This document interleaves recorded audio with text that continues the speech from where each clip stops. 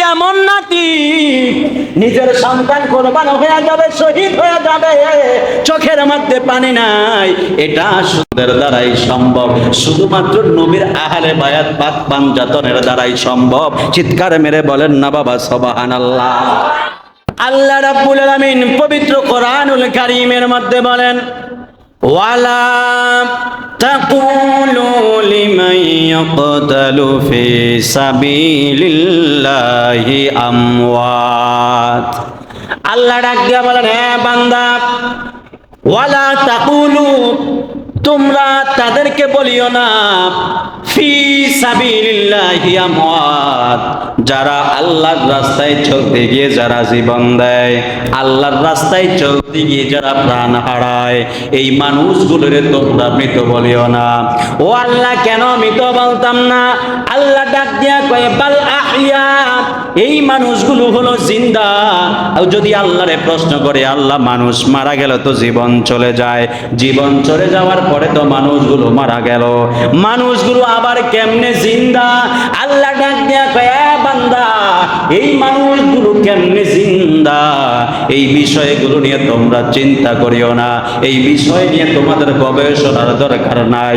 ওয়ালাকিন লা তাশউরুন, এই বিষয় নিয়ে চিন্তা ভাবনার কোনো দরকার নাই, শুধুমাত্র বিশ্বাস রাখলেই তোমরা ঈমানদার। জোরে কন্যা সুবহানাল্লাহ। এই জন্য কারবালার ময়দানে ইমাম হুসাইন রাদিয়াল্লাহু তাআলা আনহু তিনার সঙ্গে ওনার সফর সঙ্গীগুলো কারবালার ময়দানে ৭২ থেকে ৭৩ জন নবীর পরিবার শাহাদাত বরণ করেছেন। ইমাম হুসাইন রাদিয়াল্লাহু তাআলা আনহুর পিতা ছিলেন হযরতে আলী। আলী রাদিয়াল্লাহু তাআলা আনহুকে কুফার মানুষগুলো অনেক বেশি মহব্বত করত, ভালোবাসতো।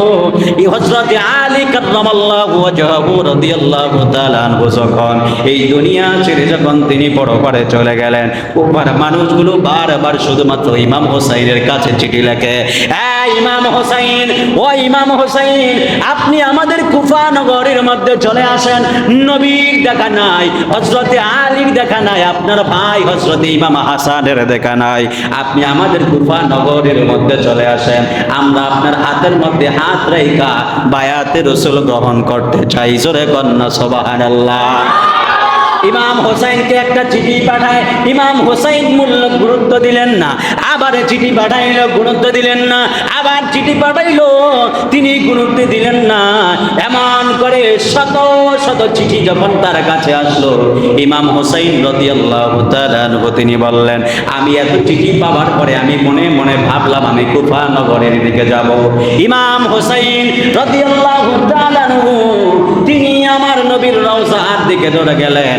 নবীর রওজাতে যায়া ইমাম হোসাইন রাদিয়াল্লাহু তাআলা আনহু আমার নবীর রওজা মোবারকের কাছে যায়া নবীর সালাম দিয়া বললেন, ইয়া রাসূলুল্লাহ, ইয়া হাবিবাল্লাহ, আমি যেতে যাই কুফা নগরের মধ্যে, আপনি আমারে বিদায় দেন। ওই মানুষগুলো আমার হাতের মধ্যে হাত রাইখা বায়াতে রাসূল গ্রহণ করতে চায়। আমার নবী রওজা মোবারক থেকে কোনো জবাব দেয় না। ইমাম হোসাইন চোখের পানি ফালায়া ফালায়া শুধুমাত্র কান্দে। আমার নবী জবাব দেয় না, কেন জানেননি? আমার নবী জানে ইমাম হোসাইন যে রওজা মোবারক এসেছে, কিয়ামতের আগ পর্যন্ত আর কখনো রওজার দিকে আসতে পারবে না, কারণ ইমাম হোসাইনের এই বিদায় হলো চিরজনমের বিদায়। চিৎকার মেরে বলেন না আল্লাহু আকবার। হে আমার আশিকিন জাকিরিন মুহিবিন বাবা আজিরা রে,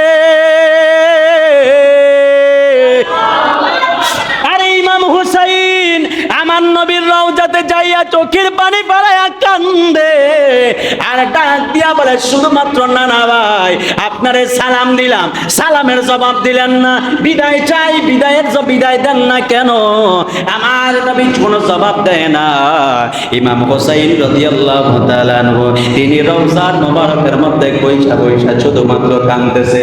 মনে মনে ভাবলেন, আমি আমার নানার কাছে আসলাম, মনে হয় অন্য কোনো কিছু হয়েছে কিনা, আমার নানা অন্য সময় আমার রওজা থেকে দেখা দেয়, আমি সালাম দিলে দিলে সালামের জবাব দেয়, আজকে কিন্তু আমার সালামের জবাব দিতেছে না। ইমাম হোসেন রাদিয়াল্লাহু তাআলা আনহু কাঁদতে কাঁদতে, আপনারা দেখবেন কান্নার পরে ঘুমটা অনেক ভালো হয়। মানুষ যখন তাহাজ্জুদের নামাজের সময় চোখের পানি ফেলায়া কান্দে, তারপরে ঘুমাইলে দেখবেন কত সুন্দর ঘুম। এই জন্য বাবারা, ইমাম হোসেন রাদিয়াল্লাহু তাআলা আনহু তিনি কান্নার পরে নবীর রওজা মুবারকের পাশে ঘুমায়া গেলেন। হঠাৎ করে দেখতেছে আমার নবী চোখের পানি ফালায়া ফালায়া কান্দে, আর আয়েশা ইমাম হুসাইনের মাথা মুবারকের মধ্যে হাত বুলায়া কান্দে।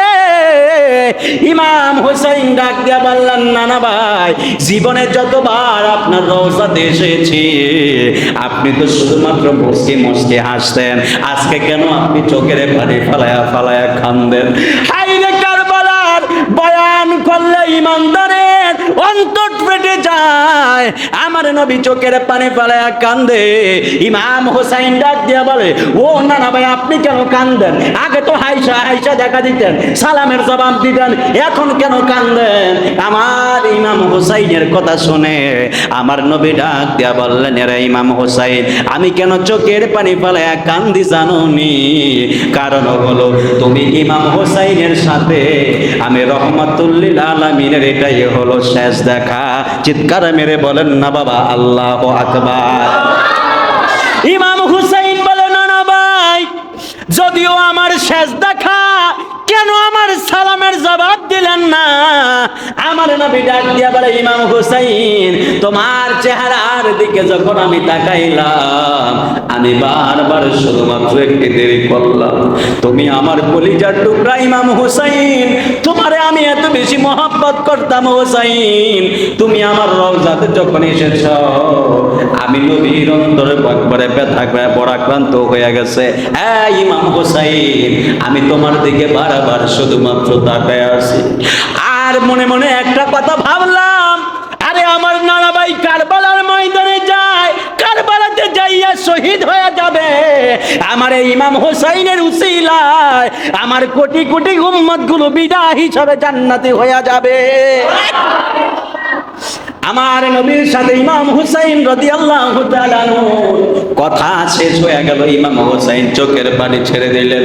ছেড়ে দিয়ে তিনি ডাক দিয়া বললেন, নানা ভাই, নানা ভাই, আমারে আপনি বিদায় দেন, আমি কুফা নগরীতে যেতে চাই। আমার নবী ডাক দিয়া বললেন, ঠিক আছে নানা ভাই, বিদায় দিয়া দিলাম, যাও কুফা নগরীর মধ্যে চলে যাও। ইমাম হুসাইন রওনা দিবে।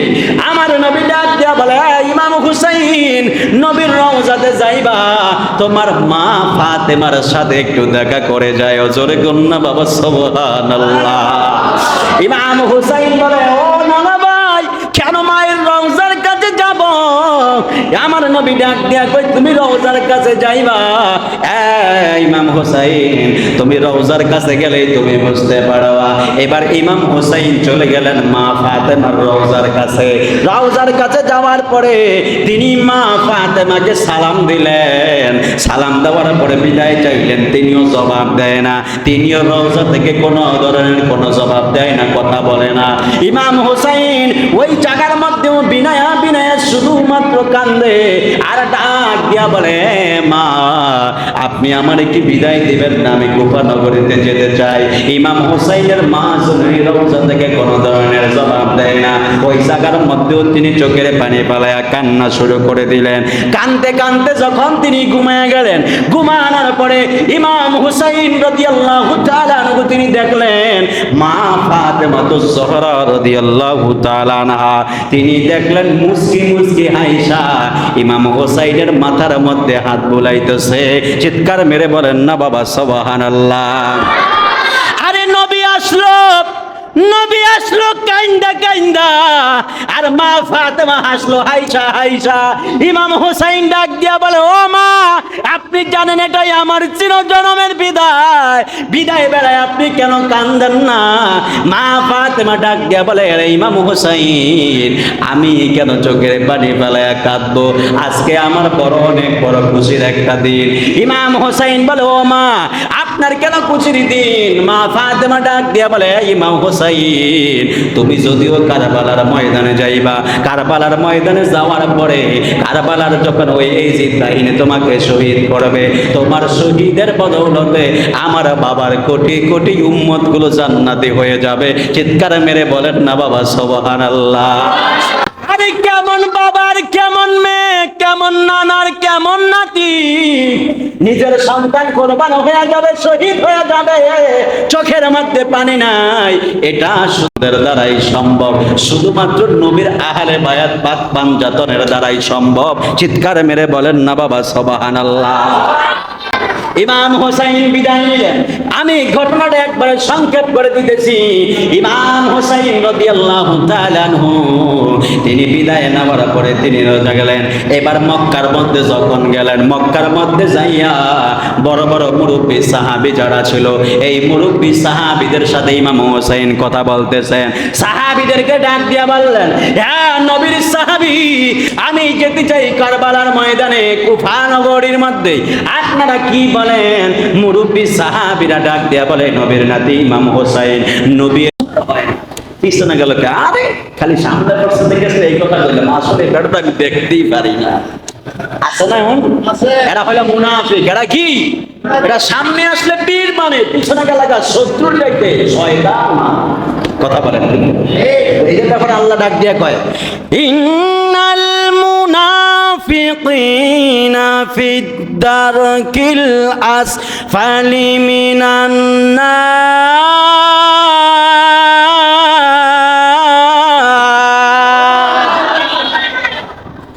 মুনাফিকরা কই থাকবে? জাহান্নামে। কই?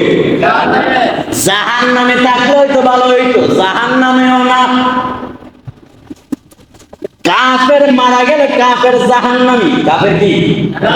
কাফের কি জান্নাতি? কাফের জান্নাতি? কাফের হলো জাহান্নামী। জাহান্নামে যাবে কাফের। কাফের রে আল্লাহ জ্বালাইব, পোড়াইব, কাফের গায়ের মধ্যে ফুজ হইব, বড় হইব, ফোড়া হইব।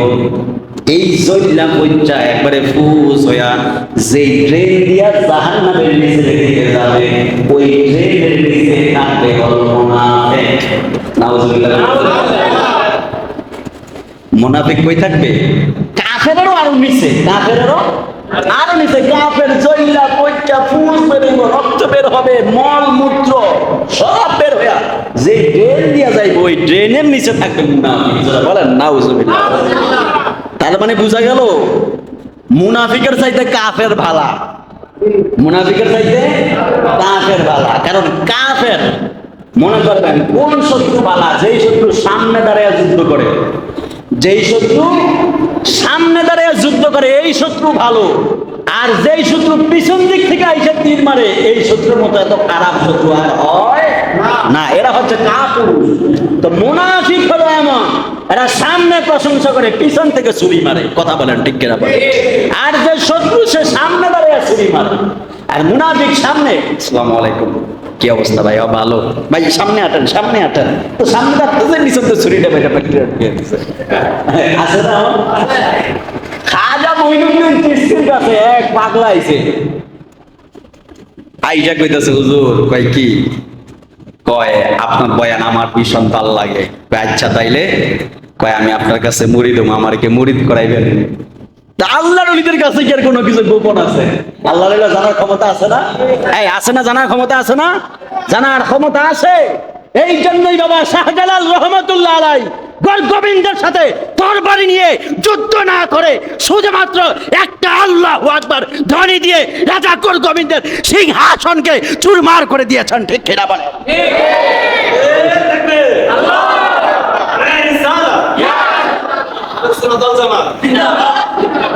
তিনি বলেছেন আমার তরবারি দিয়ে যুদ্ধ করার প্রয়োজন নাই, আমাকে আল্লাহ এত জজবা দিয়েছেন, এক আল্লাহু আকবার ধ্বনি দিয়ে আমি রাজা গোবিন্দের সিংহাসনকে চুরমার করে দিতে পারবো। জোরে বলেন সুবহানাল্লাহ।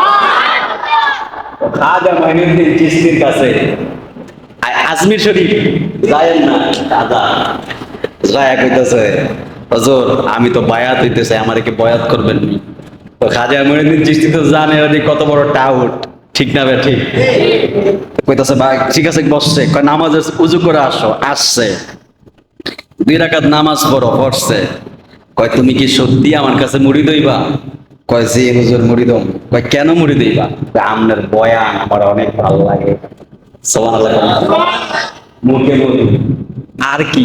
হুজুর আপনার চেহারা এত সুন্দর, দেখলে আমার হৃদয় চলে যায়। দুষ্ট লোকের আর কি?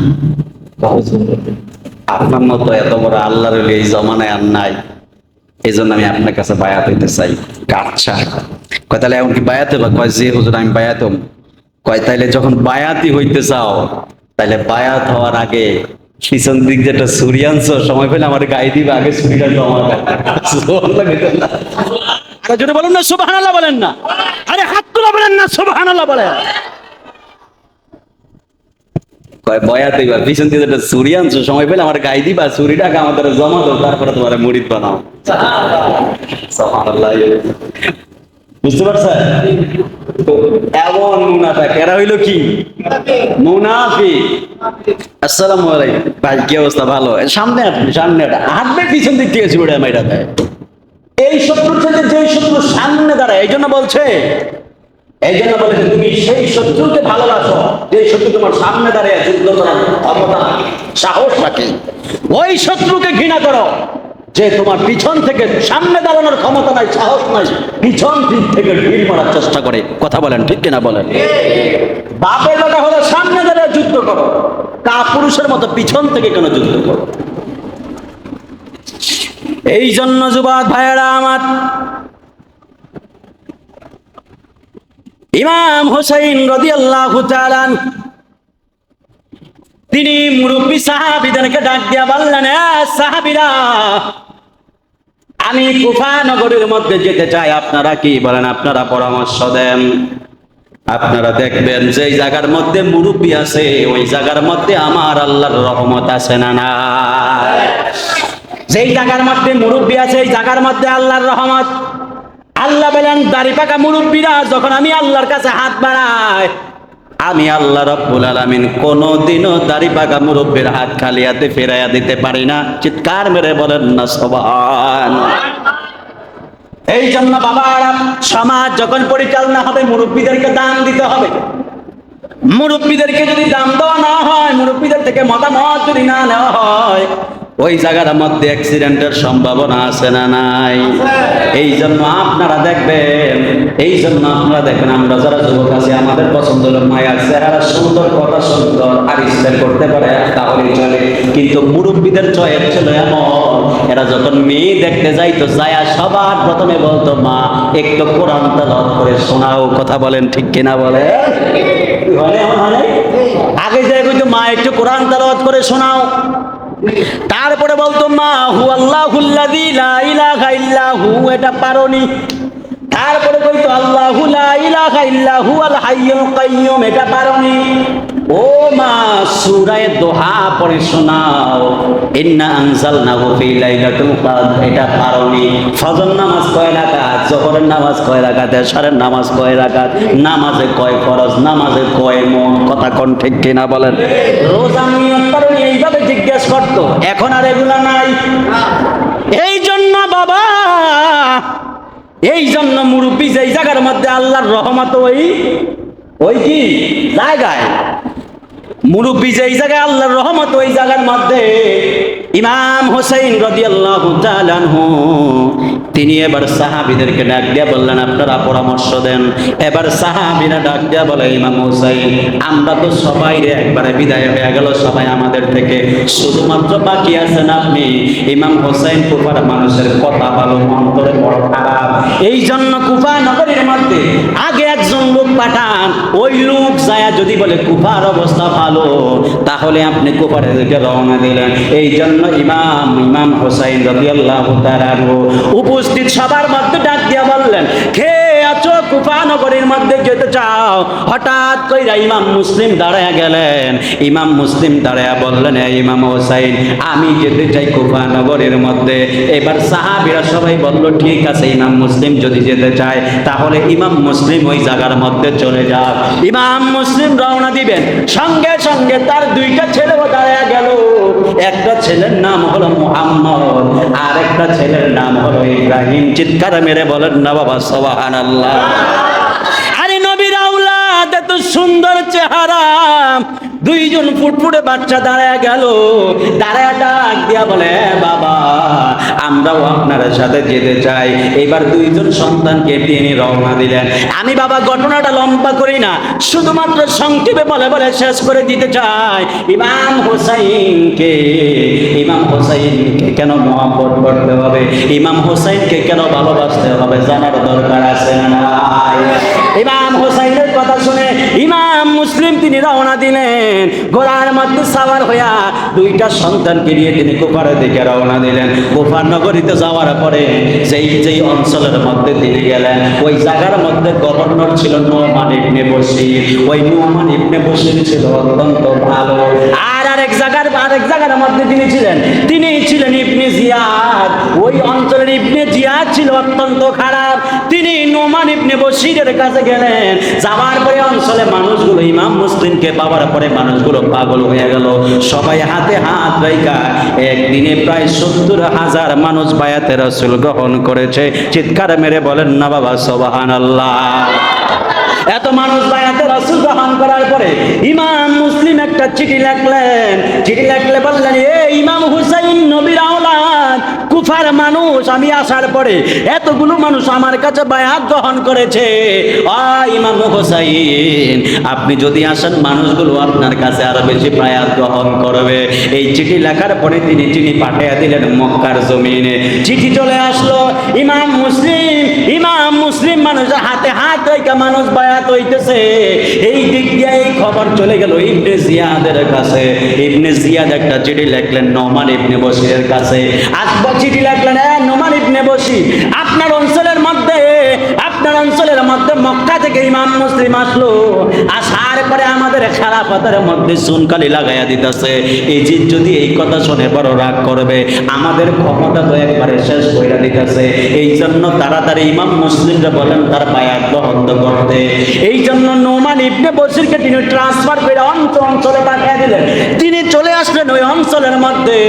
আসার পরে তিনি একটা ঘোষণা দিয়ে দিলেন, যারা যারা ইমাম মুসলিমের হাতের মধ্যে হাত রাইখা যারা বায়াত রাসূল গ্রহণ করেছ, যদি বায়াত রাসূল প্রত্যাখ্যান না করো, তোমাদের প্রত্যেকের গর্দান উড়াইয়া দিব। চিৎকার মেরে বলেন না বাবা নাউজুবিল্লাহ। পরিবারের হাতের মধ্যে হাত রাইখা বায়াত গ্রহণ করলে হত্যার হুমকি দেয়, এরা কোনোদিনও ইমানদার হতে পারে না। ঠিক কিনা বলেন? অনেক মৌলবী আছে যারা এজিদ তাহাজ্জুদ পড়তো, আল্লাহওয়ালা ছিল। নাউজুবিল্লাহ বলেন না। এজিদ মুসলমান না কাফের? জোরে বলেন, এজিদ মুসলমান না কাফের? অবশ্যই কাফের। এজিদকে যারা কাফের মনে করবে না, এরাও কাফের। কথা বলেন, ঠিক কিনা বলেন? কারণ কাফেরকে মুসলমান মনে করার কোনো সুযোগ নাই। ঠিক কিনা বলেন? এজিদ ছিল কাফের। কারণ এজিদ এত বড় নিষ্ঠুর ছিল, যার হুকুমের কারণে আমার নবীর আওলাদের গলায় ছুরি চালানো হয়েছিল। ঠিক কিনা বলেন? এই জন্য ইবনে জিয়াদ সেই অঞ্চলের মধ্যে চলে আসছে, বলছে যারা ইমাম মুসলিমের হাতের মধ্যে হাত রেখে বায়াত রাসূল গ্রহণ করেছ, যদি বায়াত রাসূল যদি প্রত্যাখ্যান না করো, হাত না দাও, তোমাদের কল্লা উড়ে দেব। ইমাম মুসলিম ফজরের সময় দেখলেন 500 মুসল্লি, আবার জোহরের সময় দেখলেন মাত্র 300, আসরের সময় দেখলেন 200, মাগরিবের সময় দেখলেন 100, এশারের সময় দেখে মাত্র 100। চিৎকার মেরে বলেন না নাউজুবিল্লাহ। ইমাম মুসলিম ভাবলেন, ভাইরে কি হয়ে গেল? আসার পরে দেখলাম কি আর এখন ঘটতেছে কি? আসার পরে দেখলাম মানুষগুলো আমার জন্য অনেক পাগল, ইমাম হোসাইনের জন্য পাগল। এখন দেখতেছি মানুষ সব আমাদেরকে ছেড়ে চলে যাচ্ছে। তিনি ভাবলেন, আমি তো চিঠি লিখে পাঠিয়ে দিচ্ছি, ওই চিঠি তো ইমাম হোসাইনের কাছে পৌঁছে গেছে, ইমাম হোসাইন তো চলে আসবে। আর ইমাম হোসাইন আসলে তো ইমাম হোসাইনের সাথে বেয়াদবি করবে, নাফরমানি করবে। তিনি বললেন, এই অঞ্চলের মধ্যে থাকা যাবে না, আমি আবার সরাসরি মক্কাতে চলে যাব, গিয়ে ইমাম হোসাইনকে আমি আসার জন্য না করবো। বন্ধরে গভীর মনোযোগ মহব্বত নিয়ে বসে যান। ইমাম মুসলিম রাদিয়াল্লাহু তাআলা আনহু তিনি আশারের নামাজের পরে তিনি মনে মনে ভাবলেন ফজরের পরে আমি মক্কার দিকে রওনা দিব। এই দিক দিয়া ইবনে জিয়াদ একটা ঘোষণা করে দিলেন, এই জায়গার মধ্যে ইমাম মুসলিম এসেছে, ইমাম মুসলিম ঈশা আমাদের ক্ষমতার মধ্যে চুনকালি লাগাইয়া দিতেছে।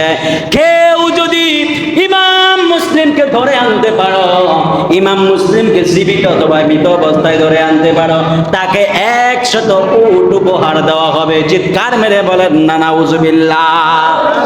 এই কথা শোনার পরে কিছু কিছু লোভী কাফের যারা ছিল সম্পদের লোভী, এরা তলোয়ার নিয়ে ইমাম মুসলিম যেই ঘরের মধ্যে রেস্ট নিলেন, ওই ঘরের মধ্যে যায়া ঘরের দরজার সামনে দাঁড়িয়ে আছেন। ইমাম মুসলিম ফজরের নামাজ পড়ে তিনি রওনা দিবেন, যেই মাত্র ঘরের দরজাটা করলেন, ঘরের দরজাটা খুলে যেই মাত্র বের হবেন, মাথাটা বের করলেন, দুই দিক দিয়া দুইটা তলোয়ার ইমাম মুসলিমের ঘাড়ের মধ্যে ধরে রাখলো।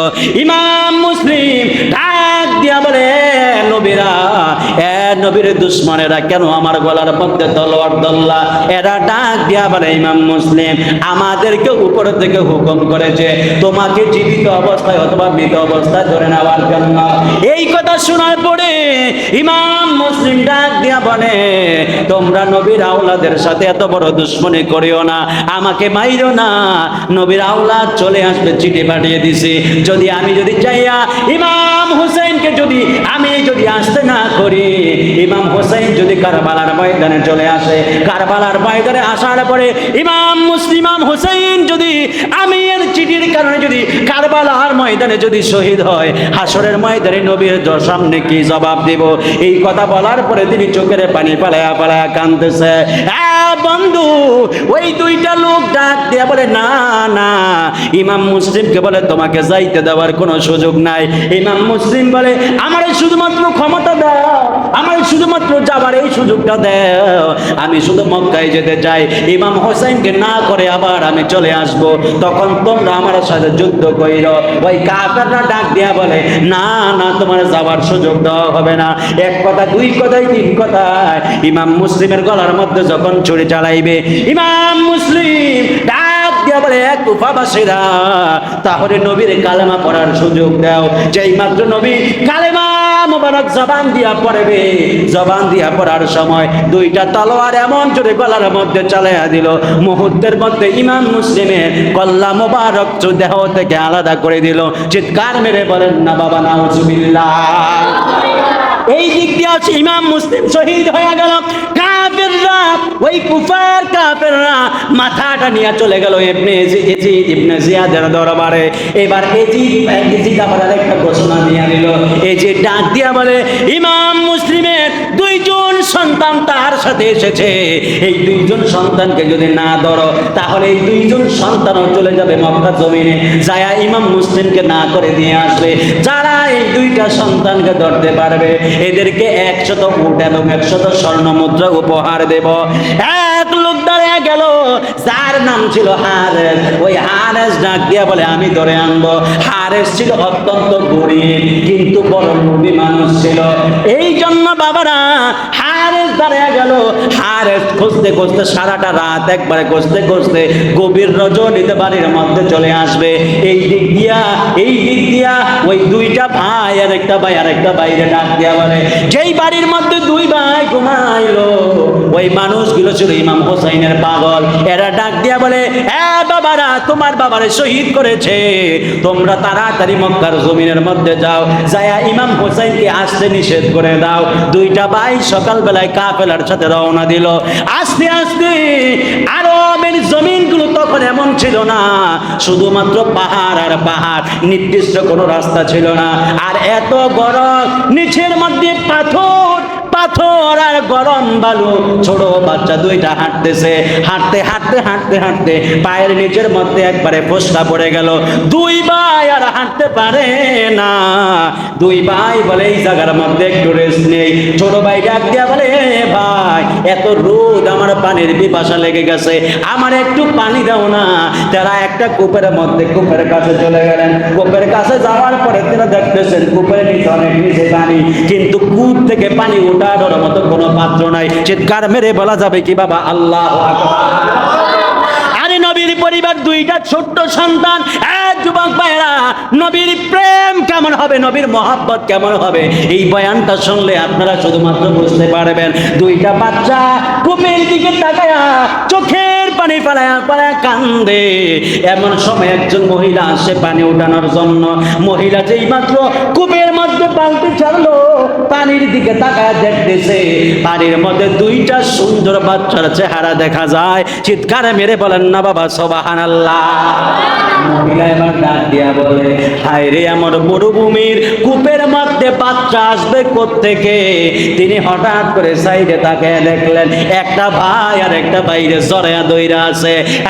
আমার পুরোজনের বাবা, ভাই ভাইয়ের মহব্বত অনেক বড়। ভাই ভাইরে কোনোদিন শত্রু হয়েন না, ভাই ভাই কোনোদিনও শত্রু হয়েন না। মনে রাখবেন, আপনার ভাইয়ের বিপদ হলে সবার আগে আপনার ভাই যাবে। আপনার ভাইয়ের কিছু হলে সর্বপ্রথম ভাইয়ের অন্তরে কষ্ট পাবে। কথা কোন ঠিক না বেঠিক?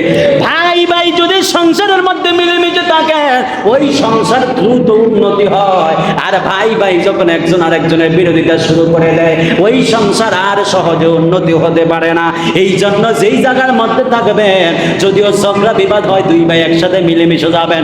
একজন সরি বলবেন, আরেকজন ভুল স্বীকার করে মেনে যাবেন, কিন্তু ভাই ভাইয়ের মধ্যে দ্বন্দ্ব লাগবেন না। ভাই ভাইয়ের এত মহব্বত, এই মহব্বত আল্লাহর দরবারে অনেক বেশি। যদি ভাই ভাই যদি মিলেমিশে থাকেন, দেখবেন আল্লাহ অভাব দিবে না। ভাই ভাই যদি মিলেমিশে থাকেন, দেখবেন আল্লাহ বিপদ দিবে না। ভাই ভাই যদি একত্রে থাকেন, দেখবেন অন্য কোনো শত্রু কথা বলার জন্য সাহস পাবে না। কথা কোন ঠিক কিনা বলেন? এই যে হাতের 5টা আঙ্গুল, একটা আঙ্গুল আপনি চাইলে সহজে বাঁকা করতে পারবেন, কিন্তু 4টা আঙ্গুল বাঁকা করা অনেক কঠিন। যদি 5টা আঙ্গুল আবার দেন, 5টা আঙ্গুল বাঁকা করা আরো কঠিন হয়ে যাবে। একটা লাঠি ভাঙা যত সহজ, 5টা লাঠি ভাঙা এত সহজ নয়। যদি আপনারা 5টা ভাই যদি একত্রে থাকেন, দেখবেন যেই বেড়া এত বড় সাহস, সেও একটা কথা বলতে বড় ভয় পাবে। বলবে এরা 5টা ভাই একত্রে থাকে, এক ভাইরে কিছু বললে আরেক ভাই চাপায়া পড়বে। কথা কোন ঠিক কিনা বলেন? এই জন্য বাবারা, ওই দুই ভাই এক ভাই আরেক ভাইরে জড়ায়া ধরে আছে। এবার মহিলা ডাক দিয়া বলে, বাবারা, তোমাদের পায়ের মধ্যে বড় পোষা পড়ে আছে, কোন জায়গার মধ্যে তোমাদের বাড়ি? ওই দুইটা ভাই জবাব দেয় না। কারণ কি জানেননি? এই দুইটা ভাই বুঝতে পেরেছে এই কুফার মানুষগুলো বড় খারাপ, এই জন্য ভয়ে পরিচয় দিতে চায় না। মহিলা ডাক দিয়া বলে, বাবারা, তোমাদের পরিচয় দেও না। ওই দুইটা বাচ্চা পরিচয় দেয় না। এবার মহিলা ডাক দিয়া বলে, তোমাদের চেহারা এই কুফার চেহারার মতো দেখা যায় না। তোমাদের চেহারার দিকে তাকাইলে কেন জানি নবীর আওলাদের ঘ্রাণ পাওয়া যায়। চিৎকার মেরে বলেন না বাবা সুবহানাল্লাহ। এই জন্য ওই দিন মহিলা ডাক দিয়া বলে, বাবারা, তোমরা বলো না তোমাদের বাড়ি কোথায়? এইবার দুইটা ভাই ডাক দিয়া বলে, আমাদের বাড়ি হলো মদিনায়, মদিনা থেকে আমরা এসেছি। মহিলা দুইটারে জড়ায়া ধরলেন, জড়ায়া দইরা বলে, বাবা, আমিও আমার নবীর বড় মহব্বত করি, ইমাম হোসাইনের বড় আশেক। কোনোদিনও তাদের সাথে আমার দেখা হয় নাই।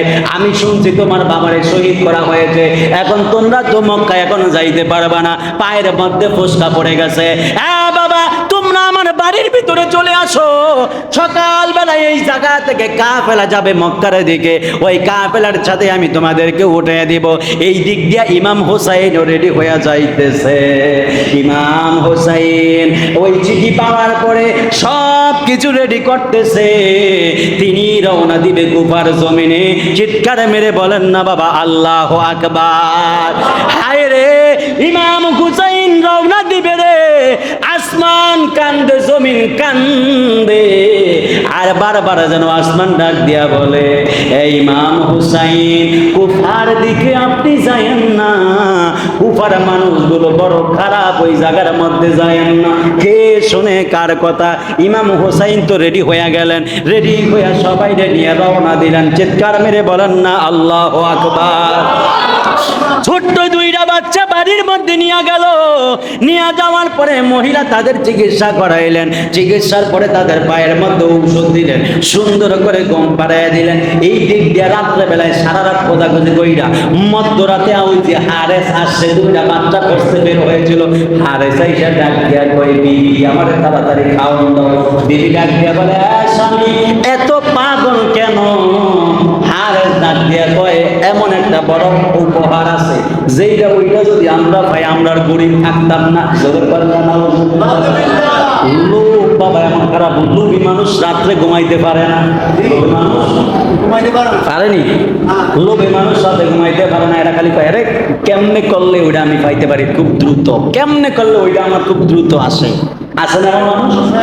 মনে রাখবেন, লাভে লোভ, অতি লাভে লোভ, আর লোভে পাপ, পাপে লোভ এমনি হয় না, অতি লাভে যে লোভ হয়। অতি লাভ করতে করতে করতে আরেক আরো লাগবে, তো তোমার এই যে লোভ জন্মাইবে, আর এই লোভ জন্মাইতে যা করে পাপ হইল, আর পাপে যায় মৃত্যু হয়ে গেল।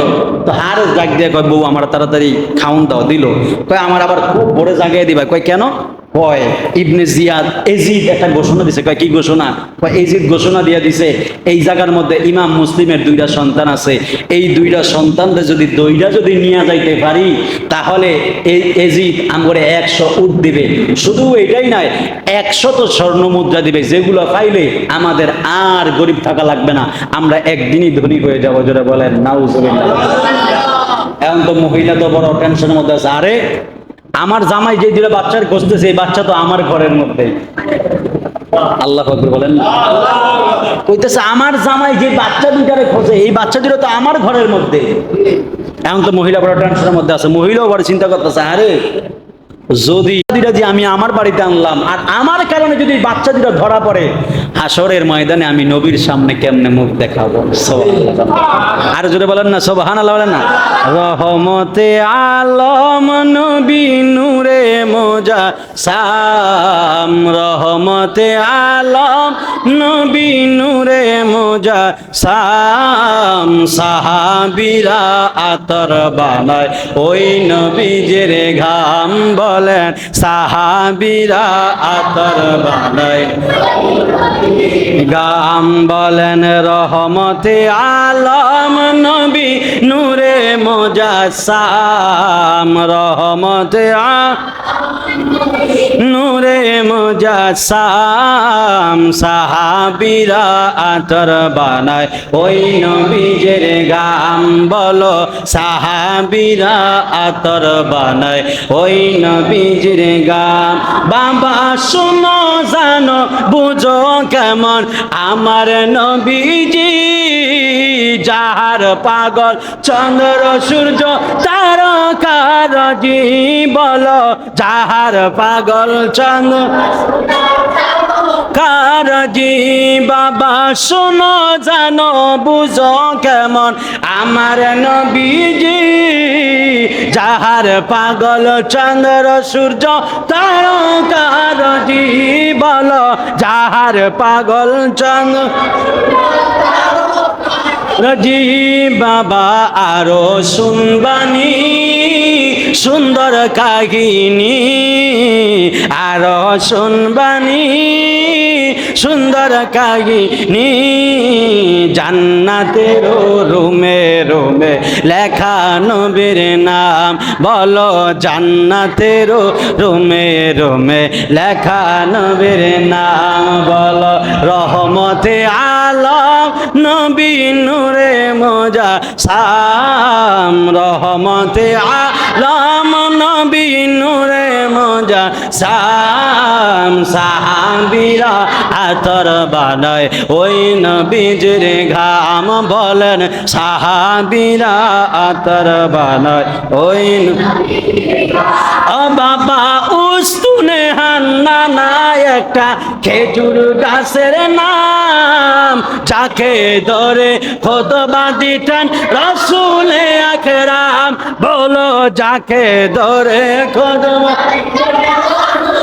আকরাম। গাছা নবীর বিরহে কাঁদিতে রহে, নবীর বিরহে কাঁদিতে রহে হতবাক হইল যত সাহাবায়ে কেরাম বলো হতবাক হইল যত সাহাবায়ে কেরাম বলেন রহমতে আলম মুজাসসাম রহমতে আলম নবী নূরে মুজাসসাম সাহাবীরা আতর বানায় ওই নবীর গাম বলেন সাহাবীরা আতর বানায়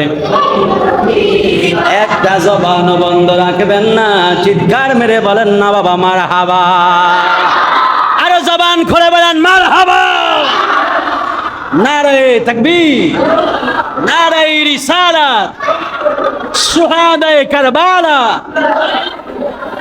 মারহাবা কইতেন না আবাদুল্লাহ সাহেব দিল 200 টাকা আর মারহাবা এই যে একটা সুন্নাত মনে কইলেন না অন্য কোনো ফায়দা এটা নবীর সুন্নাত কারণ হাসান বিন সাবিত আমার নবীর সামনে দাঁড়ায়া দাঁড়ায়া তিনি যখন নাচ করতেন নবীর নাচ শুনতেন নাচ গাওয়া হইল সাহাবীর সুন্নাত এই যে আমি গাইলাম এটা কার সুন্নাত সাহাবীর সুন্নাত গাওয়া হইল সাহাবী শোনা হইল নবী সুবহানাল্লাহ আমি গাইলাম সাহাবীর সুন্নাত হইল আপনারা শুনলেন নবীর সুন্নাত হইল হাদিয়া দিলেন নবীর সুন্নাত আমার নবী হাদিয়া আমার নবীর নাচ শুনতো আর হাসানকে হাদিয়া দিতে করে বলেন না সুবহানাল্লাহ এই জন্য বাবা মহিলা ডাক দিয়া মহিলার কথা মনে আছে মহিলা ডাক দিয়া কয় আইরে আমার পাগল স্বামী লোভী স্বামী মহিলা ডাক দিয়া কয় দরকার নাই এত বড় লোক হওয়ার দরকার নাই কয় না বড় লোক হইতে হবে কয় না বড় লোক কয় না বাবা বড় কয় না স্বামী বড় লোক হওয়ার দরকার নাই কয় না না তুমি বুঝো না বড় লোক আমাদেরকে হইতে হবে মহিলা ডাক দিয়া কয় আওলাদের রাসূলের যদি গলায় ছুরি চালান আওলাদের রাসূলের গলায় ছুরি চালাইলে দুনিয়াও শেষ আখিরাতও শেষ কথা কোন ঠিক কিনা বলেন মহিলা মানুষ তো অন্তরটা বড় নরম কয় স্বামী এত লোভ করেন না লোভ এত লোভ বালা না কি দরকার দুইটা বাচ্চারে দইরা দিয়ে আপনি এত সম্পদ করেন বেশি কথা কয় না তুমি বেশি কথা দরকার নাই আমি এখন দইরা নিয়ে যাবো দইরা নিয়ে আমি 100 উঠ পাবো 100 স্বর্ণ মুদ্রা পাবো মহিলা তো বড় টেনশন আর আর কি হারেস বাবার কয় আমারে কিন্তু ভোরে জাগাইয়া দিও কয় আচ্ছা আমি এখনই ঘুমান ভোরে জাগাইয়া দিব কয় আমার কিন্তু ভোরে জাগাইয়া দিও কয় আচ্ছা ঠিক আছে তো এমন করতো লুবি তো চোখ বন্ধ করে আছে কিন্তু ঘুমার চোখের মধ্যে নাই তো হঠাৎ করে দুইটা বাচ্চা স্বপ্নে দেখতেছে দুইটা বাচ্চা কিন্তু বাপের আর দেখে নাই ওই যে বাবার সাথে গেছে এতটুকুই দুইজন দুই ঘরের মধ্যে আসলো বাবা আসলে এক ঘরে বাচ্চারা ছিল আরেক ঘরে এখন ছোট বাচ্চারা স্বপ্নের মধ্যে দেখতেছে তার বাবা গলা কাটা অবস্থায় তার কাছে আসছে আয়সা ডাক দেয়া কয় বাবা আমার বুকের মধ্যে আসো জোরে বলেন না সবাই ছোট বাচ্চারা যখন দেখছে বাবার গলাটা কাটা বাচ্চারা একটা চিৎকার মেরে ডাক দিছে আব্বা ভাইকে ডাক দিছে ডাক দেওয়ার পরে এখন তো হারেস তো চোখ বন্ধ করে আছে চোখে কিন্তু ঘুম নাই হারেস গিরে বাচ্চার কান্না হবে এত এত মধ্যরাতে স্ত্রী ডাক দেবে মনে হয় পাশের থেকে কেউ কান্নাকাটি কয় না কয় আমার ঘরের কাছে কান্নাকাটি শুনলাম কয় তাহলে তো বাইরে কেউ কান্নাকাটি করে একটা ধরে ঘরের বাইরে চলে গেছে যায় পুরো বাহির যা আছে সব খোঁজ করলো কোথাও কোনো বাচ্চা নাই হারেস ডাক দিয়ে কয় আমার ঘরে মনে কেউ হইতে পারে শয়তান তো ঘরের মধ্যে আসছে আয়সা কাপড়ের পর্দাটা সরাইয়া দেখে দুইটা ভাই বাচ্চা একবার ছোট দুইটা বাচ্চা এত সুন্দর চেহারা এক ভাই আরেক ভাই জ্বরে আর দুটা কান্তাছে চিৎকার মেরে বলেন আল্লাহ এবার হারেস ডাক দিয়ে কয় এরা কারা মহিলা তো এখন চোখের পানি ফালায় কাঁদতেছে কয় দেখেন আপনি ওদেরকে মাইরেন না আপনার পায়ে ধরে আপনি মাইরেন না আপনি যদি চান আপনারা আমি সারা জনম বসে রাইখা মানুষের বাসায় কাজ করে আমি আপনারা খাওয়াবো তারপর আপনি এদেরকে মাইরেন না হারেস তো লুবি কয় না এত কথা বললো না দুইটা বাচ্চারে টান দিয়া চুলের মধ্যে ধইরা শেষয়া ঘর থেকে বাহির করতেছে জোরে বলেন নাউজুবিল্লাহ বলেন নবীর পরিবারের গায়ে যারা এত কঠিন নির্মম অত্যাচার করতে পারে এরা কোনোদিন মুসলমান হতে পারে এরা কোনোদিন ইমানদার হতে পারে এরা কোনোদিন আল্লাহওয়ালা হতে পারে কোনোদিন এরা আল্লাহওয়ালা হতে পারে না ইমানদারি হতে পারে না আল্লাহওয়ালা তো বড় দূরের কথা শেষয়া নিয়ে যেতেছে পায়ের মতো তো ঠোসা পা গুলো শেষয়া যেতেছে ছোট ভাইরা বড় ভাইরা ডাক দিয়া কয় ভাই আমার বড় কষ্ট হইতেছে আমার চুল্লুদ্দুরা টান দিতেছে ভাই তো বড় ভাইরা ডাক দিয়ে এমনি টান দিয়েন না এক টান দিয়ে ঘরের বাইরে ফালাইছে ফালিয়া তলোয়ারটা বের করছে বের করে কয় তোম করে আমি এখনই জবাই করুক জবাই করে তোমার মাথাটা এই যুদের কাছে নিয়ে যান জোরে বলেন নাউজুবিল্লাহ বলেন তখন ছোট ভাইরা জবাই করবো, বড় ভাই ডাক দিয়া কয় ভাই আমার বাপ তো মরে গেছে। আমি ঘটনাটা খুব সংক্ষেপ করে দিয়েছি, কারবালার দিকে যাইতেছি। কয় আমার বাপ তো মরে গেছে, আমি বড় ভাই হিসাবে ছোট ভাই আমার দায়িত্বের মধ্যে আছে, আপনি আমার সামনে আমার ছোট ভাইয়ের মাইরেন না, আগে আমারে জবাই করেন। তো ওই হারেস কয় ঠিক আছে তাহলে তোমারও জবাই করুম। এখন আবার ছোট ভাইরা ডাক দিয়া কয় আরে আমি বাচ্চা থাকতে আমার বড় ভাইয়ের গলার মধ্যে ছুরি ছাড়াইবেন, আমি ছোট ভাই হিসাবে এটা মানতাম না। জোরে বলেন না সুবহানাল্লাহ। আরে এরা খুব নবীর পরিবার, নবীর আওলাদ, এদের বুকেই যতই সাহস থাকুক না কেন, এদের ইমানই সাহস আরো বেশি। কথা বলেন ঠিক কিনা বলেন? ছোট ভাই ডাক দিয়ে কয় আমি বাচ্চা থাকতে বড় ভাইয়ের গলায় ছুরি চালাইবেন এটা আমি মানতাম না, আগে আমার গলায় ছুরি চালাই। বড় ভাই ডাক দিয়ে কয় না ভাই, তুমি আমার কাছে আমানত, বাপের আমানত, তুমি থাকো, আগে আমারও শহীদ করুন। এমন করে দুই ভাই তর্ক লাগছে। আর মহিলা তো যায় ফাউদের আছে, মহিলা বারবার ডাক দিয়ে কইতাছে আমার বাচ্চা যেটা ছাইরা দেন, মাইরেন না, প্রয়োজন আমার গলা কেটে দেন। ওই হারেস কয় সরো তুমি এখান থেকে, না তুমি এই কথা আমি আর শুনবো না, কোনো কথা আবেদন আজকে মঞ্জুর না। এবার কয় দুই ভাই কইতাছে যদি জবাই যদি করতে হয় তাহলে আপনার আমরা দুই ভাই একসাথে জবাই করেন। চিৎকার মেরে বলেন না আল্লাহু আকবার। দেখেন ভাই ভাইয়ের কেমন মহব্বত। এই জন্য সোহাদায়ে কারবালার বয়ান শুনলে সংসার কিভাবে চলবে, পর্দা কিভাবে হবে, ভাই ভাইয়ের মহব্বত কেমন হবে, স্বামী স্ত্রীর মহব্বত কেমন হবে, বাবা সন্তানের মহব্বত কেমন হবে, এগুলোও শিক্ষা পাওয়া যায়। কথা বলেন ঠিক কিনা? এই ঘটনাগুলো যদি বাস্তবে পড়তে চান তাহলে একটা বই পড়বেন, শামে কারবালা। কি কারবালা? শামে কারবালা যদি পড়েন এই ঘটনাগুলো একবারে বিস্তারিত আপনারা পাবেন। তখন দুই ভাই একসাথে শহীদ করে দিল, মাথা দুইটা চুলের মধ্যে নিয়ে বেদ্যপ্ত, এই দুইটা চুলের মধ্যে দুইটা মাথা এমনি দুইটা এজিদের দিকে চলে যাইতেছে। জোরে বলেন নাউজুবিল্লাহ বলেন। এই দিক দিয়ে ইমাম হোসাইন চলে আসতেছে। ইমাম হোসাইনেরও আমার নবী কে দিছে, হোসাইন কারবালার ময়দানে যখন যাইবা, কুফা নগরীতে যাইবা, যেই জায়গার মধ্যে তোমার ঘোড়ার পা মাটির মধ্যে গেড়ে যাবে, মাটির মধ্যে কি হবে, যাইবা সেই জায়গার মধ্যে, মনে করবা ওই জায়গায় তোমাদের তাবু টাঙাইতে হবে এবং এর পাশেই তোমাদেরকে শহীদ করা হবে। ইমাম হোসাইন, আমি ঘটনাটা খুব সংক্ষেপ করে দিচ্ছি, ইমাম হোসাইন ও সকলকে নিয়ে তার পরিবার, বিবি, ছেলে, মেয়ে, জাতি স্বজন সবাই নিয়ে যখন রওনা দিলেন, আইতে আইতে আইতে আইতে যখন কুফার দিকে আসলেন, হঠাৎ করে মরুভূমি দিয়ে হাঁটতেছে, হঠাৎ করে তাকে দেখতেছে ঘোড়ার পা জমিনের মধ্যে ডেবে গেছে। চিৎকার মেরে বলেন না আল্লাহু আকবার। ইমাম হোসাইন সকল মহিলাদেরকে ডাক দিয়ে বললেন, মহিলারা এবং আমার বিবি যারা আসো, আপনারা নামেন, এই জায়গার মধ্যে তাবু টাঙান, এই জায়গা থেকে আমাদের আর ফেরত যাওয়া হবে না। সবাই নামলো, তাবু টাঙাইলো। আমার নবী এই কথা বলছে, ইমাম হোসাইন সেই জায়গার মধ্যে তোমার ঘোড়ার পা মাটির মধ্যে ডেবে যাবে, ওই জায়গার মধ্যে খেজুর গাছের ডালের মধ্যে কূপ দিয়ে দেখবা, যদি খেজুর গাছের ডাল থেকে যদি রক্ত বের হয় তাহলে বুঝবা এটাই হলো কারবালার ময়দান। চিৎকার মেরে বলেন আল্লাহু আকবার। ইমাম হোসাইন গেলেন, খেজুরের ডালের মধ্যে কোপ দিলেন, কোপ দেওয়ার পরে দেখতেছে খেজুর গাছ থেকে রক্ত বের হচ্ছে, রক্ত বের হচ্ছে। ওনারা জানতো ওনাদেরকে শহীদ করা হবে, তারপরেও দিয়েছিল কেন? শুধুমাত্র আমাদের কথা বলার। ইমাম হোসাইন, এই মূল কারবালা, এই যে কারবালা শেষ করে দিচ্ছি, শুধু কারবালা বয়ানটা শোনা। ইমাম হোসাইন কারবালার ময়দানে তিনি চলে গেলেন।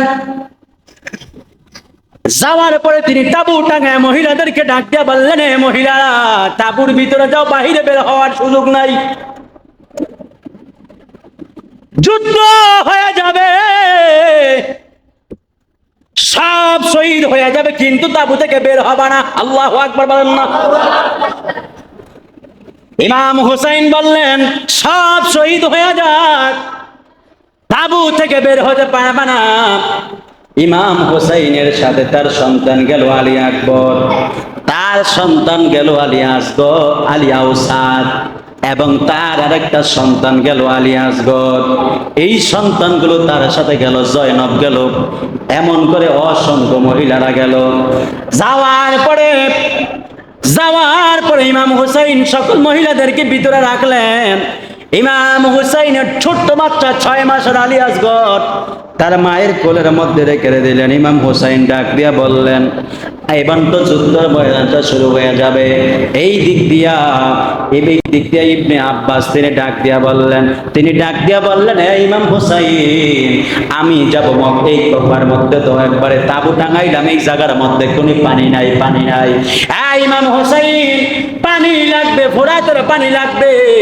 এজিদ এই দিক দিয়ে ডাক দিয়া বলছে, নবীর পরিবারকে যদি দুর্বল করতে হয় এদেরকে পানি দেওয়া যাবে না। পানি যদি না দাও এরা অটোমেটিক দুর্বল হয়ে যাবে, আর যদি পানি দাও এরা শক্তি ফিরে পাবে। এদের সাথে যুদ্ধ করে পারে যাওয়া যাবে না। ফোরাতের নদীটা বন্ধ করে দেওয়া হলো।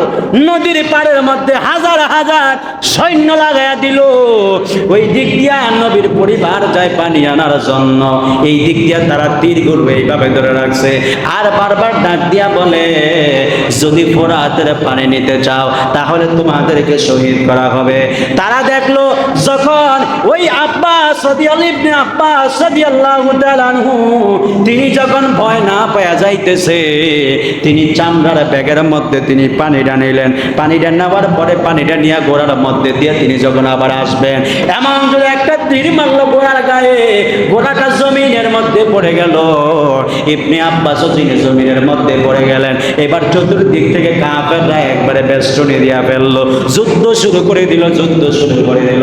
ইমাম ওই ইবনে আব্বাস রাদিয়াল্লাহু তাআলা পানির তলেটা একবারে বাম হাতের মধ্যে ধইরা ডান হাত দিয়া শুধুমাত্র যুদ্ধ করতেছে। সামনে দিয়া কেউ যুদ্ধ কইরা পারে না। পিছন দিক থেকে একটা বেয়াদব আইসা পিছন দিক থেকে এমন জোরে একটা কোপ মারলো, ডান হাতটা কাইটা জমিনের মধ্যে পড়বে, কিন্তু চামড়ার জন্য হাতটা এইভাবে জ্বলতেছে। চিৎকার মেরে বলেন না বাবা আল্লাহু আকবার। হাইরে জীবিত অবস্থায় নিজের হাত কাইটা চামড়ার মধ্যে ঝুলে ইবনে আব্বাস ওই বাম হাতে যে পানির পাত্রটা ছিল এইটা মুখের মধ্যে নিল, মুখের মধ্যে কামড় দিয়া বাম হাত দিয়া যুদ্ধ করতেছে, আর ডান হাত শুধুমাত্র এইভাবে ঝুলে। বাম হাত দিয়া যুদ্ধ করে, ডান হাত ঝুলতেছে। ডান হাত ঝুলার কারণে তিনি ডান হাত ঝুলতেছে, বড় ডিস্টার্ব হয়। এই জন্য তিনি কি করলেন, ডান হাতটা জমিনের মধ্যে রাখলেন, একটা পা দিয়া হাতের মধ্যে পা দিয়া পাউডার দিয়া চাপ দিয়া তিনি চামড়াটা হাত থেকে চিরা ফেললেন। চিৎকার মেরে বলা যাবে আল্লাহু আকবার। নবীর পরিবারটা কেমন কেমন ত্যাগ স্বীকার করলো, নিজে পাও দিয়া হাতটারে সিরা জমিনের মধ্যে ফালাইয়া দিল। হাতটা জমিনের মধ্যে লাফাইতেছে। এত একবারে মাত্র হাতটা কাটলো, হাতটা জমিনের মধ্যে শুধুমাত্র লাফায়।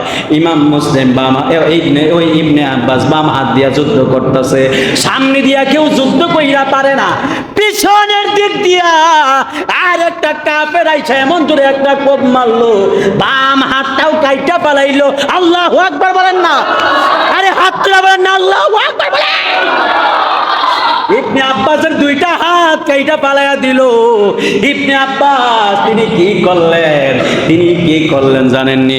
এখন তো মুখের মধ্যে শুধুমাত্র পানির পাত্রটা, একটা কাফের দূর থেকে এমন জোরে একটা তীর মাইরা দিল, ওই তীরটা একবারে পানির পাত্রের মধ্যে আইসা পড়লো, পাত্রটা ছিদ্র হয়ে গেল, পানিগুলো সব জমিনের মধ্যে পড়ে গেল।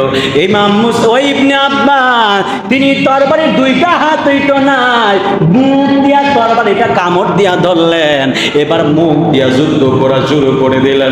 হারে নবীর পরিবার পানির জন্য এত যুদ্ধ করে, বড় জোরের মানুষ যদি কারবালার ময়দানে যদি নবীর পরিবারের জন্য যদি পানি যদি আটকায়া দিত, ঘর বাড়ি বিক্রি কইরা হইলেও আমরা বিমান দিয়া উইরা গেলেও যায়া নবীর পরিবারের জন্য পানি নিয়ে যাইতাম। কথা কোন ঠিক কিনা বলেন? আরে আমরা বাঁচতে নবীর পরিবার পানি পাবে না, এটা কোনো ইমানদার সহ্য করতে পারবে না।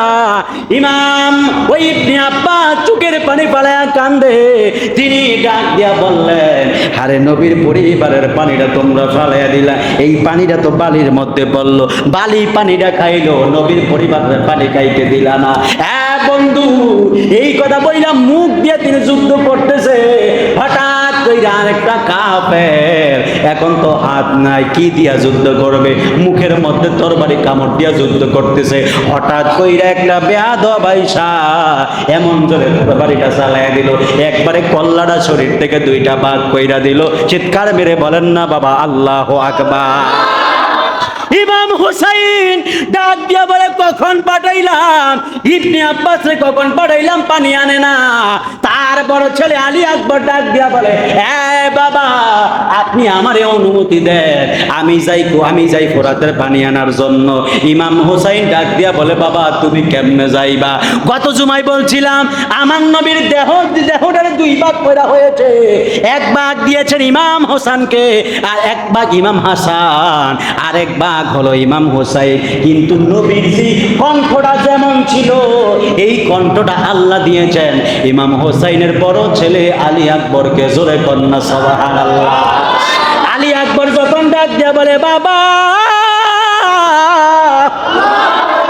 বাবা গো কয়া যখন ডাক দিল, ইমাম আলী আকবরের ডাক শুই না ইমাম হুসাইন চোখের পানি পালায় কান্দে, আর ডাক দিয়া বলে, আলী আকবর কয়, বাবা আমারে পারমিশন দেন, আমি যাই পানি আনতে যাই। ইমাম হুসাইনকে, তুমি গেলে কাফেররা তোমারে শহীদ করে দিবে, যাইও না। ইমাম আলী আকবর, আরে নবীর পরিবার তো, ডাক দিয়া কয়, ও বাবা আমার পরিবার পানির জন্য মারা যায়, আমি যদি যুদ্ধের ময়দানে না যাই আমার নবী খুশি হবে না নারাজ হবে? ইমাম হুসাইন কয়, রাগ করবে, নারাজ হবে। ইমাম আলী আকবর ডাক দিয়া বলে, বাবা তাহলে আমারে বিদায় দেন, আমি যাই কারবালার ময়দানে যুদ্ধ কইরা পানি নিয়ে আসি। ইমাম হোসাইন ডাক দিয়া বলে, বাবা তবে তোমারে আমি যাইতে দিমু, একটা শর্ত আছে, যতবার তুমি যাইবা যতক্ষণ পর্যন্ত তোমার গলার আওয়াজ শোনা যাবে ততক্ষণ পর্যন্ত তুমি আমারে বাবা বাবা বইলা ডাক দিবা। চিৎকারে মেরে বলেন না বাবা সুবহানাল্লাহ। আলী আকবর ডাক দিয়া কয়, বাবা কেন আপনারে বারবার ডাকতাম? ইমাম হোসাইন ডাক দিয়া বলে, হে আলী আকবর যখন তুমি আমারে ডাক দাও আমার মনে হয় আমার রহমতুল্লিল আলামিন আমারে ডাক দিতেছে, তোমার কণ্ঠটা পুরো নবীর কণ্ঠের মতো, তোমার কণ্ঠ শুনলে মনে হয় নবীর কণ্ঠ শুনতেছে। আলী আকবর বারবার তুমি শুধুমাত্র আমার ডাক দিবা। ইমাম আলী আকবর গেলেন যুদ্ধের ময়দানে, নবীর পরিবার গায়ের মধ্যে তো ইমানি শক্তি, যুদ্ধ শুরু করে দিল, শত শত কাফেরদেরকে তিনি শহীদ করে দিলেন। শহীদ করে দেওয়ার পরে যখন তারা দেখতেছে ইমাম আলী আকবরের সাথে পারা যায় না, একটা দুষ্ট কাফের দূর থেকে তাক করলো, একটা তীর মাইরা দিল, বলে ডাক দিয়া কয়ে, রে এমনি মারণ যাবে না, তরবারি দিয়ে এর সাথে পারা যাবে না। দূর থেকে একটা তীর মারলো, তীরটা আইসা সরাসরি গলার মধ্যে ঢুকে গেল। চিৎকার মেরে বলেন না বাবা নাউজুবিল্লাহ। গলার মধ্যে ঢুকে গেল, একবারে গলার ঠোঁটটা একবারে ছিদ্র হয়ে গেছে, আর মুখ দিয়া কথা বের হয় না। কিন্তু ইমাম হোসেন বলছিল, বাবা যুদ্ধের ময়দানে যাইবা, কিন্তু যুদ্ধের ফাঁকে একবার আমার সাথে দেখা করবা। এবার ইমাম আলী আকবর ডাক দিয়া বলে, আমি যদি এখন আমার বাবার কাছে না যাই, আমি যদি শহীদ হয়ে যাই, বাবা তো আমারে বলছে একবার যায় বাবার সাথে দেখা করার জন্য। তিনি চলে গেলেন ইমাম হোসেনের কাছে, গলার মধ্যে চাপ দিয়া দইরা চলে গেলেন, যায়া চোখের পানি বলে কান্দে। ইমাম হোসেন ডাক দিয়া বলে, বাবা আলী আকবর তুমি তো আমারে ডাক দাও না কেন, আলী আকবর ডাক দিয়া বলে, বাবা আমি তো জবানটা পুরো একবারে শরীরের শক্তি দিয়া আপনারে বাবা বইলা ডাক দেই, কিন্তু আমার কণ্ঠ দিয়ে সাউন্ড বের হয় না, আমার গলার মধ্যে তীর মাইরা দিছে, এই জন্য গলা দিয়া কথা, মুখ দিয়া কথা বের হয় না, আমার কণ্ঠটা নিষিদ্ধ হয়ে গেছে। বাবা যত জোরেই কথা বলতে চাই না কেন আমার গলা দিয়া সাউন্ড বের হয়ে যায়, কথা আসে না। ইমাম হুসাইন চোখের পানি ফালায়া কান্দে।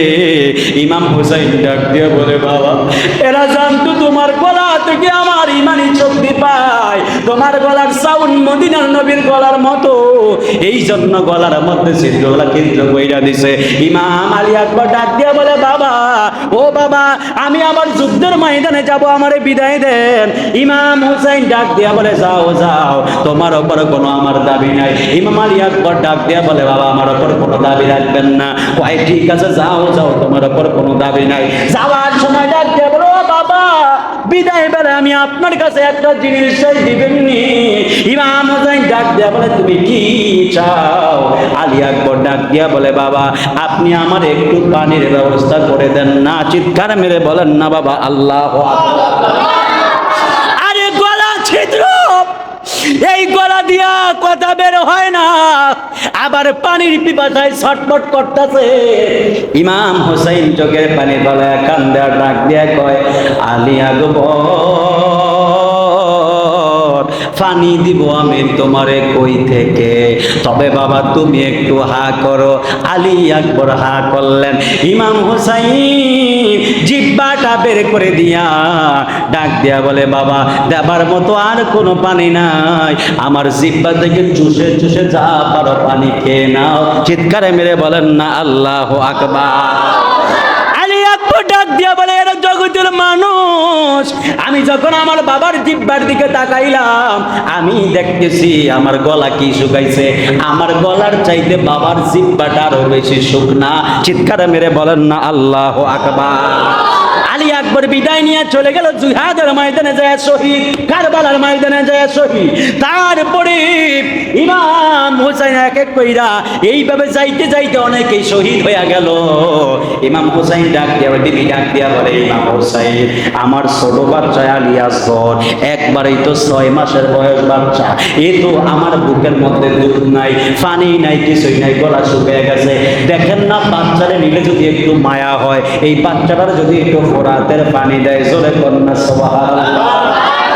ছোট বাচ্চারা কোলো কইরা নিল, কোলো কইরা নেওয়ার পরে ইমাম হোসেন বাচ্চাটারে এইভাবে ধইরা ডাক দিয়া বলে রে জিদের লোকেরা পানি আমি খাবো না, আমার ছোট বাচ্চাটার একটু পানি দিবানি। এক বেয়াদব ডাক দিয়া বলে দেখি তোমার বাচ্চাটা কেমন।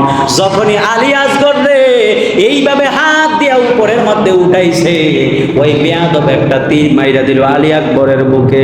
তীরটা ভিতর দিক দিয়া সামনে দিয়া ঢুইকা পিছন দিক দিয়া বের হয়ে গেছে। চিৎকারে মেরে বলেন না বাবা নাউজুবিল্লাহ। বলেন নবীর পরিবার যারা 6 মাসের বাচ্চারা পর্যন্ত পানি পান করতে যায় তীর বিদ্ধ হয়ে গেল, শহীদ হয়ে গেল। এদেরকে মহব্বতের দরকার আছে না নাই? আর ঘুরে বলেন না আছে না নাই? বলেন না।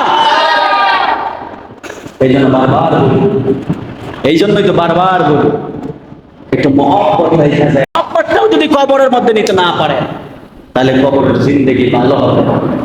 ইমাম হোসেন জানে আমার প্রত্যেকটা পরিবার শহীদ হবে, তারপরে আসছে কেন? কারণ নানা আমারে বলছিল, নানা বলছে হোসেন তোমার রক্তের বদলতে আমার উন্মতগুলো জান্নাতি হবে। আমার নানা আমাকে এই কথা বলছে, এই জন্য আমি সুবহানাল্লাহ বলেন। তীর মাইরা দিল, আলী আসগর দুনিয়া থেকে বিদায় নিয়ে গেলেন। বিদায় নেওয়ার পরে ইমাম হুসাইন চোখের পানি ফেলায় কাঁদতেছে। শহীদ আলী আসগরকে নিয়ে চলে আসলেন। স্ত্রী তো মনে করতেছে আমার বাচ্চা কান্না করতেছে না, মনে হয় আমার বাচ্চাকে পানি খাওয়াইছে। স্ত্রী ডাক দিয়া কয় স্বামী আলী আসগর চুপ করে আছে, কথা বলে না। ইমাম হুসাইন ডাক দিয়া বলে তোমার আলী আসগর কিয়ামতের আগে আর কোনোদিন পানির জন্য কান্না করবে না। চিৎকার মেরে বলেন না আল্লাহু আকবার। Romantic situation. ইমাম হোসেন বলে বহু দেখেছি, এখন আর ধৈর্যের বাদ ধরে গেছে। ইমাম হোসেন রাদিয়াল্লাহু তাআলা তিনি বললেন বিবি আমাকে আমার নানার যুদ্ধের পোশাক দাও। যুদ্ধের পোশাক পরলো, সবার কাছ থেকে বিদায় নিল। বিদায় নিয়া ইমাম হোসেন রাদিয়াল্লাহু তাআলা আনহু ওনার মেয়ের সাথে ইমাম হাসান রাদিয়াল্লাহু তাআলা আনহুর ছেলের সাথে বিয়ে করাইলো। ওই কারবালার ময়দানে বিয়ে হয়েছে। বিয়ে হওয়ার পরে তিনিও জিহাদের ময়দানে গিয়ে শহীদ, এই কারবালা থেকে শহীদ হয়ে গেছেন। তিনি যাওয়ার সময় বলছেন বিবি আমাদের বিয়ে হয়েছে কিন্তু আমাদের বাসর আমাদের সংসার হবে জান্নাতের ভিতরে। জোরে বলুন সুবহানাল্লাহ। যাই হোক ঘটনা খুব সংক্ষেপ করে দিচ্ছি। ইমাম হুসাইন রাদিয়াল্লাহু তাআলা আনহু তিনি চলে গেলেন কারবালার ময়দানে যুদ্ধের পোশাক পরে যায়া তিনি যুদ্ধ শুরু করে দিলেন। যুদ্ধ করতে করতে করতে কাফের যে আসে তাকেই শহীদ করে, কাফের যে আসে তাকেই শহীদ করে। এমন করতে করতে ইমাম হোসেনের গায়ে 72টা তীর পড়েছে। বলেন নাউজুবিল্লাহ। বলেন কয়টা তীর? 72টা তীর তার গায়ের মধ্যে পড়ছে। ইমাম হোসেন নিজের মধ্যে পড়ে গেলেন। সীমার বিশাল বড় একটা তলোয়ার নিয়ে গেছে। তলোয়ার নেওয়া যাওয়ার পরে এবার সীমা ইমাম হোসেনকে এইভাবে স্মরণ করে শোয়াইছে। শোয়ানোর পরে ইমাম হোসেন ডাক দেয়, কয় সীমা তাই কি কয়, আমারে তো এখন শহীদ পেল না, আমার এই 2 রাকাত নামাজ পড়তে দাও। সুবহানাল্লাহ। দেখেন নবীর পরিবার কেমন ছিল। এরা বলতেছে এখন শহীদ হয়ে যাবে, তীরের অভাব নাই গায়ের মধ্যে, তারপরে বলতেছে আমাকে 2 রাকাত নামাজ পড়তে দাও। যখন 1 রাকাত নামাজ পড়লো, 2য় রাকাত নামাজ পড়ে যখন রুকু দিতেছে, ওইটা বসবে, সীমার মনে মনে ভাবতেছে রে নামাজ পড়লে যদি তার আবার যদি বাইরে যায়, তখন কি করছে, নামাজের মধ্যেই ধাক্কা দিয়ে ফালাই দিছে। জোরে বলেন না নাউজুবিল্লাহ। কারণ এরা তো নামে মুসলমান ছিল, সীমা রেজিদের নামে মুসলমান। আবার পাশের দিকে কেউ বলতেছে তাড়াতাড়ি জবাই কর, তাড়াতাড়ি জবাই কর, আসলে আজান দিয়ে বলছে নামাজ পড়তে হবে। নাউজুবিল্লাহ কইতেন, আর জোরে বলেন নাউজুবিল্লাহ বলেন। কইতেছে তাড়াতাড়ি জবাই কর, আসলে আজান দিয়ে বলছে নামাজের সময় শেষ হয়ে যাচ্ছে। বলেন নবীর আওলাদের গড়ায় ছুরি চালে আবার নামাজও পড়ে, এই নামাজের দাম আছে? এই জন্য নবীজি বলছে দেখেন কেমন ফাঁকা নামাজ, নবীর আওলাদকে জবাই করে আমার নামাজ মিস দেয় না। এই জন্য নবীজি বলছে শেষ জামানায় এমন দেখবা যারা নামাজ আয় হায় নামাজ পড়তে পড়তে কপালে দাগ ফেলে ফেলবে, নামাজ ছাড়া কিছুই বুঝে না, ইবাদত ছাড়া কিছুই বুঝে না, কিন্তু দেখবা নবীর মহব্বতের বেলায় আইসা দেখবা কি আমার নবী ডাক দিয়ে কয় এরা এত বড় খারাপ, এরাই আমার উম্মতের মধ্যে সবচাইতে ঈমান নষ্ট করবে। জোরে বলেন নাউজুবিল্লাহ।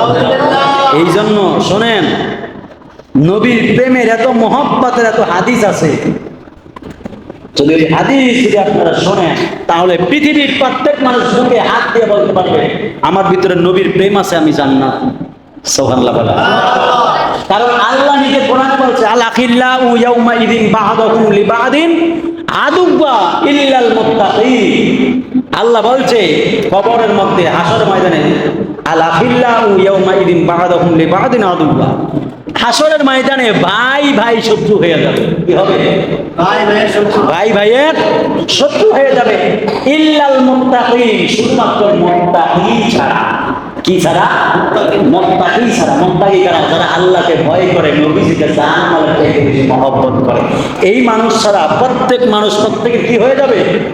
শত্রু হয়ে যাবে। তখন ইমাম হুসাইন রাদিয়াল্লাহু তাআলা তিনি গেলেন, যুদ্ধ করতেছে, ধাক্কা দিয়ে নামাজ থেকে যখন ফালাইয়া দিল, ফালাইয়া দেওয়ার পরে এখন ইমাম হুসাইনকে এইভাবে শোয়াইছে।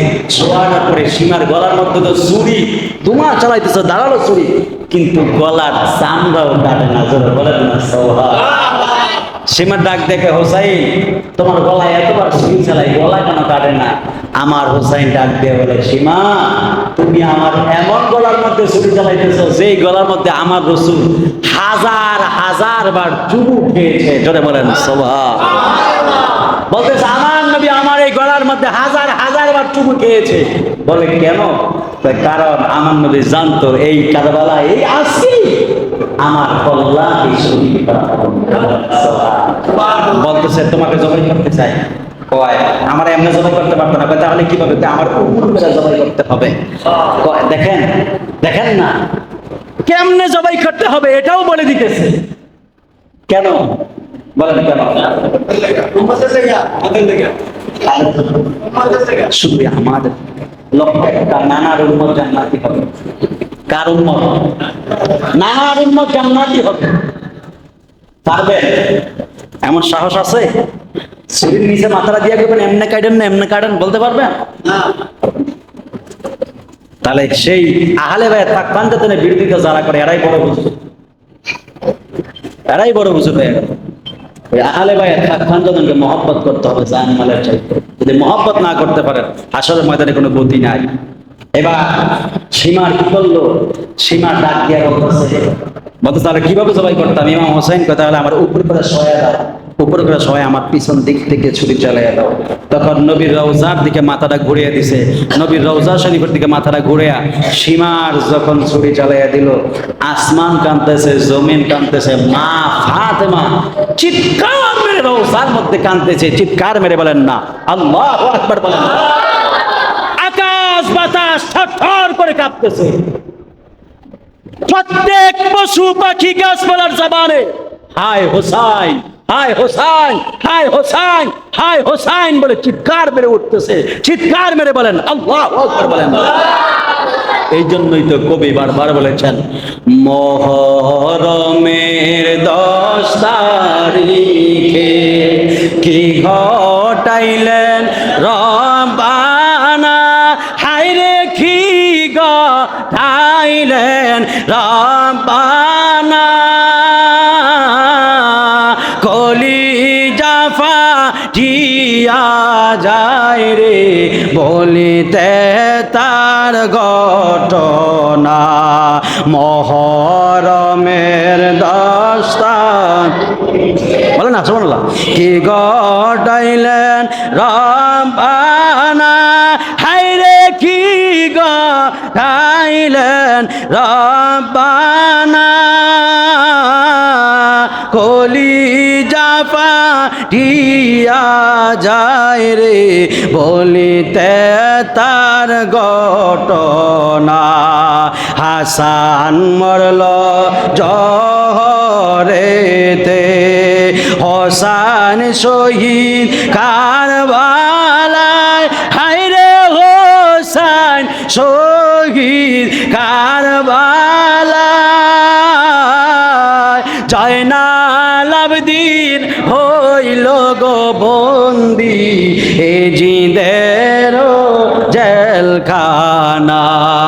মুহররমের 10 তারিখে কি ঘটাইলেন রব্বানা, হায়রে কি ঘটাইলেন, কলিজা ফাটিয়া যায় রে বলিতে তার ঘটনা। আল্লাহ বলে ও জিবরাইল, বাতাস করো ফাতেমার গায়, হায়রে বাতাস করো ফাতেমার গায়, পুত্র সুখে জল ছেড়ে আগুন, বাতাসে কি ঠান্ডা হয়, যাওরে দুলদুল কোয়রে গিয়া, মায় যেন মোর কান্দে না, হায়রে মায় যেন মোর কান্দে না, ইমাম হোসেন শহীদ হলো কারবালাতে পানি নাই। মুহররমের 10 রব্বানা, হায়রে কি গো রব্বানা, কলিজা ফাটিয়া যায় রে বলিতে তার ঘটনা। মুহররমের 10 ইয়া রাসূলুল্লাহ। রব্বানা, হায়রে কি গো রব্বানা, কলিজা ফাটিয়া যায় রে বলিতে তার ঘটনা, কলিজা ফাটিয়া যায় রে বলিতে তার ঘটনা। চিৎকার মেরে বলেন না ইয়া হোসাইন, আরে জোরে বলেন ইয়া হোসাইন। সেই হোসাইনের মহব্বতের দরকার আছে নি বাজার। শুধুমাত্র দেখেন এটাই নয়, ইমাম হোসাইনের কল্লাটা কাটছে, কল্লাটা কাইটটা চুলের মধ্যে দইরা পীরের মধ্যে কল্লাটা এমনি লইয়া লিয়া পুরো কারবালার ময়দানটা ঘুরিয়ে ঘুরিয়ে দেখাইছে। জোরে কন্যা নাউজুবিল্লাহ, আরো জোরে বলেন না নাউজুবিল্লাহ বলেন। আরো মর্মান্তিক মুসলিম ইবনে আকিলের ঘটনা ওই জায়গার মধ্যে রয়েছে। যাই হোক, অনেকে ঘটনা জানেন, এই জন্য আমি বলি বাদান, জানার নাম ইমান নয়, মানার নামটাই হলো ইমান। অনেক সময় হয়ে গেছে, আমরা আর দীর্ঘায়িত করবো না, শেষ করে দিব। তো ইমাম হোসাইনের মাথারা নিয়ে যাইতেছে একজন খ্রিস্টান পাদ্রী, তিনি বাইবেল পড়ে তো, তো তিনি পড়তেছে রে আমি তো বাইবেলের মধ্যে পড়ছিলাম ইমাম হোসাইনের কল্লাটা কাইটটা এইভাবে নিয়ে যাইব, তার চেহারা এমন থাকবে। তো সীমারে ডাক দিয়া কয় এটা কই নেন, কয় আমি এজিদের কাছে নিয়ে যাই। কয় রাত তো হয়ে গেছে, এই আজকের রাতটার জন্য এটা আমার কল্লাটা আমার কাছে বাড়া দেয়। সুবহানাল্লাহ কন্যা। তো সীমার তো এত লুবি বেয়াদব তো, কয় কল্লা তো নিয়ে যাবো, এক রাত ভাড়া দিলে কল্লাটা তো এমন ফিরে থাকবো, এক রাত ভাড়া দিলে তো কিছু টেয়া হবে। আহা, তো দিছে ভাড়া। তো ওই খ্রিস্টান পাদ্রী কল্লাটা এমনি রাতে বসাইছে, সব অফ, কিন্তু তিনি দেখতেছে ঘরটা এত আলোকিত। ঘরটা তো আলোকিত কেন? চায় দেখতেছে ইমাম হোসেনের চেহারা নূরের তাজাল্লির কারণে পুরো ঘরটা আলোকিত হয়ে গেছে। তখন উনি দেখতেছে এত জজবা ওনার বেড়ে গেল। উনি ইমাম হুসাইনের কল্লার কাছে বলতেছে, ইমাম হুসাইন আপনি আমারে এখন আপনার হাত আপনার আপনার সামনে রাখে আপনার জবান দিয়া নবীর কালেমা পড়ায়া আমারে বায়াতে রসুল এখনই বানাইয়া দেন। বলেন না। ইমাম হুসাইন কল্লা কাটা অবস্থায় ওই খ্রিস্টান পাদ্রীর সামনে থাইকা জবান দিয়া খ্রিস্টান পাদ্রীরে কালেমা পড়ায়া মুসলমান বাড়াইয়া বায়াতে রসুল গ্রহণ করাইছে। তারা হলেন ইমাম হুসাইন। যাই হোক, সোহাদায়ে কারবালার আরো, তারপরে জয়নুল আবদিন, ওই যে আলিয়া উসা, আলিয়া উসাতের নাম হলো জয়নুল আবেদিন। আলিয়া উসাতের নাম কি? জয়নুল আবদিন। জয়নুল আবদিন কয় না, জয়নুল আবদিন বন্দী ছিল এজিদেরও জেলখানায়। তো ওই দিন যদি জয়নুল আবদিন যদি এজিদের জেলখানা যদি বন্ধ না থাকতো, তাহলে কিন্তু নবীর আওলাদ আর পৃথিবীর জমিনে খুঁজে পাওয়া যেত। এই পৃথিবীতে আওলাদের রসুল ছাড়া আওলাদের রসুল আর কাউকে পাওয়া যেত না। ওই দিনই নবীর পরিবার শেষ হয়ে যাইতো। তো রাখে আল্লাহ মারে গে, কিছু বিপদ আসে বাজান ভালোর জন্য, কিছু বিপদ আসে ভালোর জন্য। ওই দিন জয়নুল আবদিন রেজিদ কারাগারে বন্দি করছে, এই জন্য আওলাদের রসুল কিয়ামত পর্যন্ত পৃথিবীতে থাকবে। চোরা বলেন সুবহান। যাই হোক।